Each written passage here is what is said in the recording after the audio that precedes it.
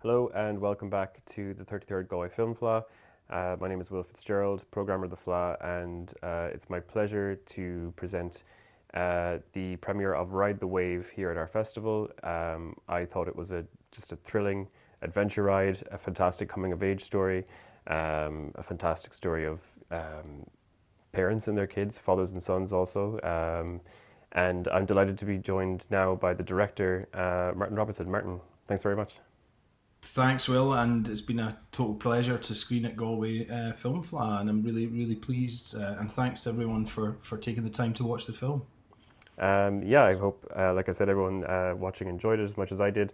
Um, we were supposed to as well be joined by Ben and his dad for this Q&A, but as we've seen in the film, such are these characters and the lifestyle that they live that the internet doesn't always reach where they are. Yeah, Ben and Marty send their apologies from the Outer Hebrides in Scotland, where sometimes, as you say, the internet doesn't work and the surf's too good. So, yeah, apologies. Yeah, no, they're the smart ones, I think. It does seem like such an idyllic lifestyle in so many ways. Their home set up in Tyree that you portrayed in the film, and it's been 3 years total, I think you said, sort of living among the Larg family and getting to know them. Yeah, absolutely. We started this project 4 years ago now. 3 years filming and just under a year in the post process. And I've known the family for a long time. I grew up with one of Ben's dad's brothers, and the whole family have always inspired me as a kind of adventurous family. And I remember being young and being taken to all sorts of beaches and forests to do amazing things. And Marty grew up. He had kids, and we started following Ben's story in the press actually. And Ben was 12 years old when I phoned Marty and I said, "Look, this sounds like an interesting story, and I'd really like to follow it." And Marty said to me, "Well, he's just become the Scottish under 18 surfing champion at age 12." So at that point we said, "Look, let's follow it and see where it goes." And at that point we thought we were making a film about a young Scot going to represent his country at the World Championships, and that's what we thought the film was. And of course, having then spent a year and a half going around different festivals, around different surfing competitions around the world, we sort of soon realised that it was about an awful lot more than that. It was about the father son relationship, the family dynamic, and also Ben's decision to come away from competition surfing and go and take something much bigger on himself. Yeah, and just on that, the family dynamic. It's because another one of the things that the film becomes about is, I guess, choosing your own path. Again, going back to just the what the family has chosen, how they've chosen to live their lives. I guess it just demonstrates that, the 9 to 5 and the rat race isn't for everybody. And I was struck by at one point when Marty's talking to Ben in the car and he's talking about, I do some things well, your mother does some things well, and we're better at different things.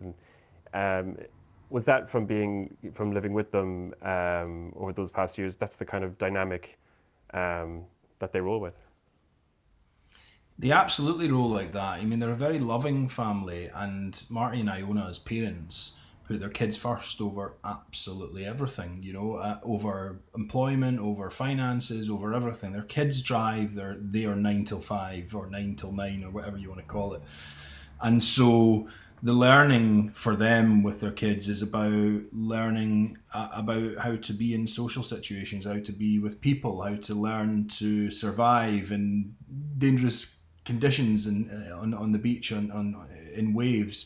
And as you see in the film, education is important to them, but conventional education doesn't work for them. So they try an online education, and that they continue to do online education, and that works for them. But yeah, they unlike an awful lot of families, their kids drive their life, and I think that's admirable. And I don't mean that in that they're pushy or they're looking for their kids to be superstars. I'm talking about, what are we going to do today? We're going to spend the whole day on the beach together as a family, and we're just going to hang out and enjoy each other's company. That's the level that they work Yeah, on a regular basis. That's every day for them. yeah, that's kind of beautiful. And um, we kind of see at the beginning that surfing becomes something of a, or at least I remember, when Iona was talking about, it doesn't matter if he loses, like the lessons that come from losing are more important than winning. And it seems like the sport is helpful in instilling these kind of parental values that you want. But maybe talk as well about how you saw them trying to balance that with the fact that, I mean, at a certain point, it does have to become about the championship as well, right? And the and the winning and the progressing. Yeah, I mean, I think you see in the film that Marty wants his son, like any father, to do his best and to do well and to win things. But ultimately, he wants his son to be happy, and he wants his son to feel like he's achieved something. And bear in mind that surfing for Ben was a focus away from some of the other challenges that he was facing in his life growing up in a remote place. And so that's where it always comes back to in the film and in their lives, is that if their kids are happy and are smiling and feel good and have friends and are in a good sort of structure, then they are happy. And yeah, I mean, the competitions were important at the time for Marty. But for Iona, as a mother, I think she just wanted her son to feel like he was doing something that made him feel a sense of achievement. Whether that's the participation or the winning, I don't think that matters for them. Yeah, and I mean, it's the fact as well that I guess Ben decided to walk away from competing. It seemed like the wave at Mullaghmore was it was the challenge more so than winning anything in particular. Do you think he just needs a focused goal at any one time? Is that what drives Ben? Yeah, well, it's interesting because I mean, when we went out to all these competitions, what Ben realised very quickly was that the people he was competing against were training in warm water for 12 months of the year. They had lots of money in terms of state resources and funding for surfing. Even Ireland as a country, we noticed that several championships have a much stronger infrastructure for surfing than Scotland does. Scotland has an infrastructure; it's growing. They're working really hard at it, but it's not recognised by our government as an official sport, really. So it doesn't have any money here. It's essentially a hobby. So Ben realised very quickly that he was going to struggle in terms of competing against those guys, and he went out to Lanzarote over a few winters to train there with a professional coach, and he tried his best, but he thought, this is not going to work long term. I need to be in warm conditions all year round to stand a chance. And some of the kids that were coming up that were much younger than him had already, advanced beyond him in terms of skill because they had that infrastructure around them. So for Ben, he looked at his own situation and he said, well, what am I used to? I'm used to cold, dangerous water. I'm used to variable, waves and surf. So he said, I want to go and do something that is about a competition against himself rather than other people. So that's why he turned to the big wave. That's my understanding of why he turned to big waves.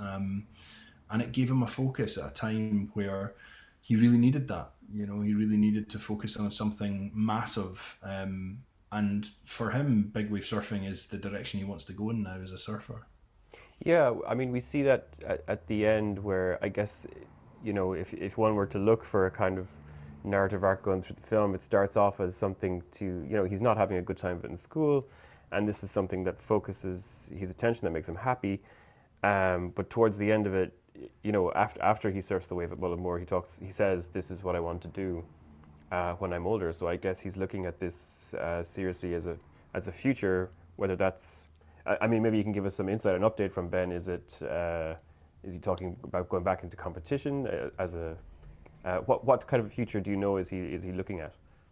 Well, actually, just after filming, Ben returned to Scotland and he had a serious injury. Oh, He broke all of the metatarsals in his foot oh my on God.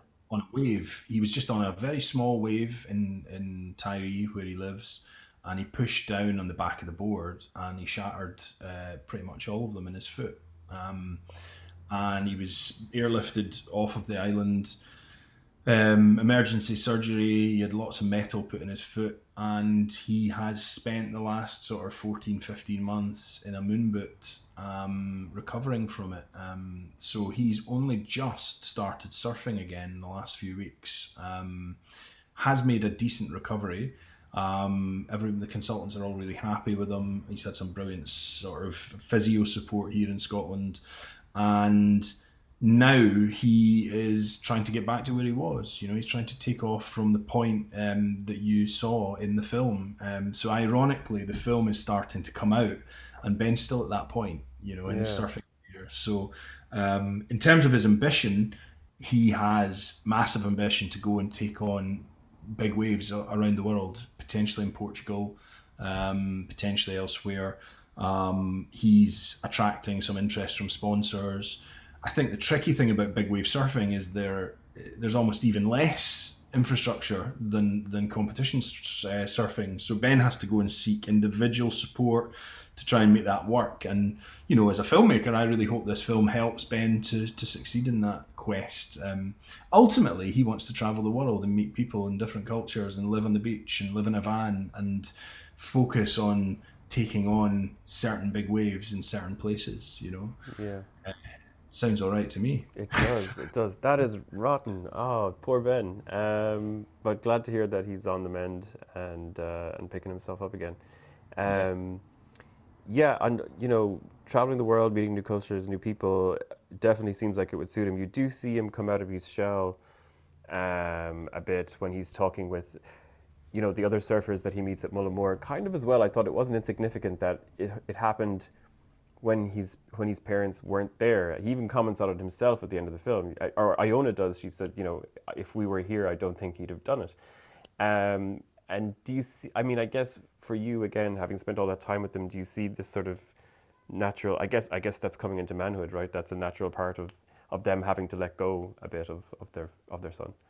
Yeah, absolutely. I mean, that's certainly the intention in the way the film's presented. However, in terms of how it actually happened, you know, it was a genuine situation where we had planned all of our energies and finances around one big attempt down at Aliens at the Cliffs of Moher, and we had a fantastic crew from Ireland, Pete Conroy, Ollie O'Flaherty, all these guys that really invested in Ben over there and welcomed into the Irish surfing scene. But as a film, we had invested everything in this attempt. And surfing's a fickle thing, you know. It doesn't always perform for you when you want it to, and the conditions were just not right. And as you see in the film, it just didn't work out. So we went home with our tail between our legs that night after a mega 20-hour day. We had air, we had water, cameras, we had everything set up to do this big attempt. And then, of course, Pete Conroy had felt that maybe all of that was affecting Ben. And Pete's focus was to get Ben to surf this wave. It wasn't to get Ben to surf the wave as part of Ride the Wave, the film. So, Sure. Yeah. quite rightly, you know. And so Pete had said to Ben, come up and watch us at Mullaghmore tomorrow, but don't bring the film crew. Which, of course, we'd heard from the family that that's what they were going to do, and you know, we were absolutely exhausted. But I said to the crew, we got to go at 5, 6 in the morning and drive up to Mullaghmore. And so, thank God we did, because Yeah. we got the end of the film without it. You know, and as you see in the film, Ben wasn't meant to surf it. He was just meant to sit and watch. In fact, Ben was actually meant to stand on the headland with the radio and do safety for them, do some safety calls for them. But of course, the day got caught up in the day and taken under the wing of some fantastic Irish big wave surfers. So yeah, in terms of not doing it if parents were there, I would agree. I think at that point Ben needed the freedom in his journey to go and express himself and do what he felt confident doing, and that's exactly what he did that day. Now, we had no control of that. He was quite far out. I'd say a good kilometre out offshore. We had no idea he was going to do it. We were literally filming every wave that happened from the headland. We didn't have the infrastructure that we'd had the day before. As you see in the film, it's a fairly big wide shot, but it was just fluke that we said halfway through following that shot, we were like, that looks like Ben. So, but we had no comms, so we didn't know. So it was pure luck. But it turned out brilliantly. I mean, it was such a triumphant scene, and then also, obviously, part of that was because it was so tense as well. I mean, is that literally how it happened, or was there a little bit of movie magic going on there and ratcheting up the tension? Well, I mean that we stood for the whole day watching these absolutely monstrous waves, thinking, why are these guys out there surfing on these waves? It just doesn't make any sense to us at all. And there was a crowd there, it was so impressive that a local crowd, some tourists and stuff had gathered. And I'm sure that's very common at Mullaghmore. And literally, I said to my guys, I said, listen, just film everything. Just roll for the whole day, and every time we run out of card space, we'll go and back it up, and we'll just do a rotation. And there were waves that we missed, so it was really lucky that that's all we got on. We got it on the day. I'd love to have been in the water. I'd love to have been in the sky. We had some guys with other surfers who were filmmakers and stuff on jet skis, but the shots that they got didn't quite work for us. They were covered in salt and stuff in the end, and they just didn't quite get the shots. Otherwise, we would have loved to have used some of the stuff in the wave itself. Sure. So, but yeah, it was tense. I mean, I think for Ben, he was freezing. He sat in a wetsuit for 4 or 5 hours out of that in those conditions, watching these guys. Totally exhilarated, but you could see he was freezing. We were on really long lenses looking at him, and he was just looked freezing. So when he got on that wave, we were just like, oh my God. I hope this goes all right, because I'm the one that's going to have to phone Marty and Iona. Yeah.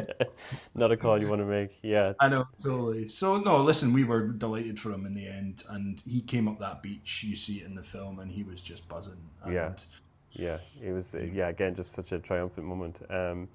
You touched on it a bit, and I did want to ask you the practicals of making a film like this. You've mentioned the underwater cameras and stuff like that. Like how, I mean, I imagine it must be incredibly expensive for for a start. But you got some great shots. I'm thinking specifically of the ones in the water. You see Ben's body gliding through. There was some shots that seemed like they were out of Jaws or something in certain moments. But how difficult is it to capture that kind of amazing adventure photography and water photography? Yeah, it's difficult. It's difficult without resource. We didn't really have a budget for this film until until we get to Ireland. So if you watch that film again and think that we were operating on thin air until that point, just with the resources that we have as filmmakers, and goodwill from other people and people that were doing things in the water with Ben, up to that point, there's not really a proper budget. And then Screen Scotland came on board and invested significantly in the project, and we were able to take a crew out to Ireland and do some additional pickups elsewhere, and stuff in Scotland as well. We worked with an underwater photographer in Scotland called Mike Guest, who was fantastic. He's a surfer himself. He has a relationship with Ben as a photographer, and he got in the water and did some stuff for us in Tyree and also in Spain for us. Interestingly, the underwater stuff, particularly those bits where Ben's sitting with a rock and he's training to hold his breath essentially on the bed of the seabed.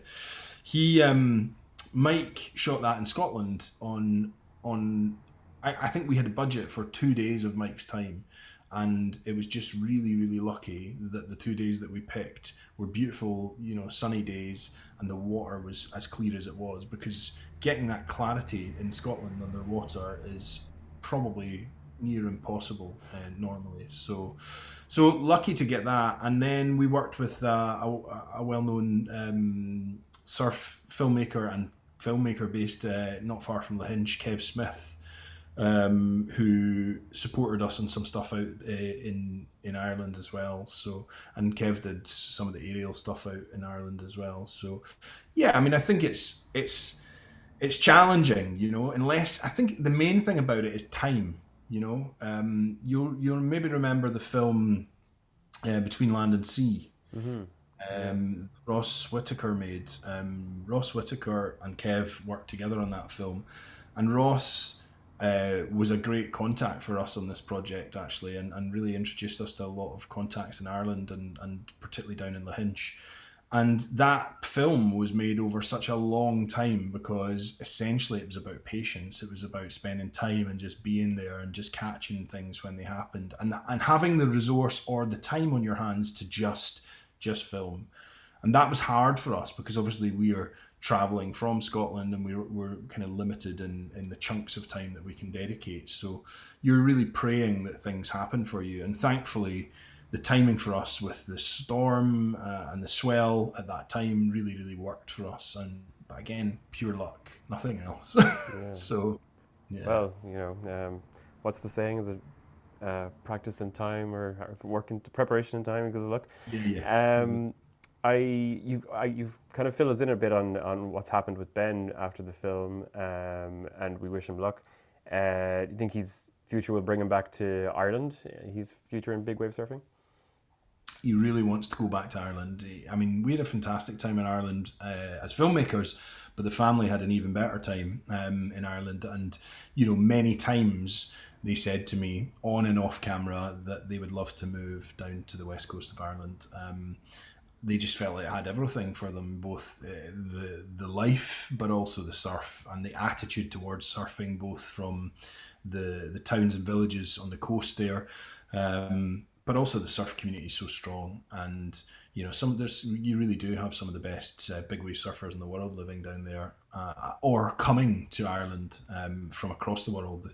It's a big deal, and Ben can't wait to get back down. And our dream was always to come back to Galway, screen the film, and have a week up on the big wave scene. That was the idea. So it's such a shame that COVID has meant that we're unable to come over. But delighted that you guys are able to go ahead with this festival this year, and delighted we're able to be part of it. So we'll be there at some point, and I'm going to try my hand at surfing properly. Ben's going to give me a proper lesson in Ireland. That's the idea. You're not a surfer yourself? You're not a no? What? Oh my God.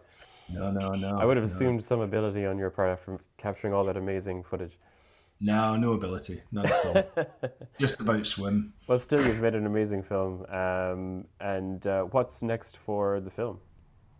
So the film has just participated in the Great 8 showcase in Cannes, which has been great. So it's out there doing its thing at the moment, and our sales agents are talking to different people out there in terms of a sale for the film. Hopefully a broadcaster or an SVOD will take it.